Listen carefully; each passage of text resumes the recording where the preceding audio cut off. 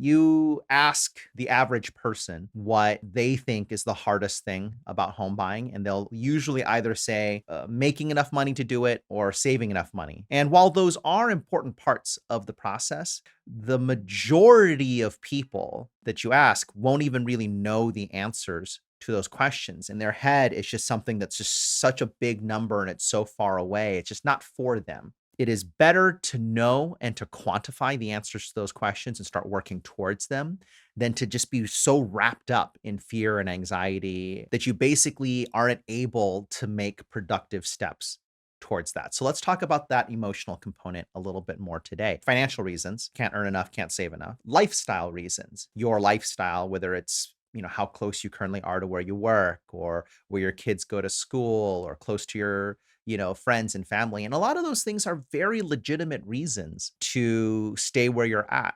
It's something to really seriously think about and think about what kind of compromises or sacrifices you might want to make. Because to put it very simply, from a purely financial perspective, owning just about anything is better than renting just about anything. Again, just purely from a financial perspective. I met a guy at a party a few months ago, a father of one of my daughter's friends, who, as soon as he found out what I do for a living, he had all sorts of great questions to ask about the whole kind of home buying and home investing industry. And, I gave him my business card. We ran into each other again at another party several months later. This was just a couple weekends ago. And he told me that he took my business card and he feels so strongly about it that he stuck it up on his mirror. So as he's getting ready every morning, he looks at this business card and thinks, oh, you know what?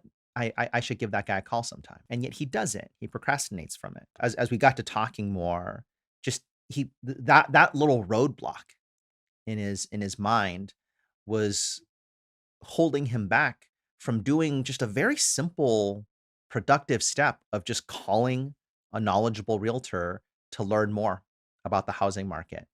Begin the conversation of figuring out, okay, how much can I save within a certain budget? What does that look like? And would it actually work for my family to get a condo over here?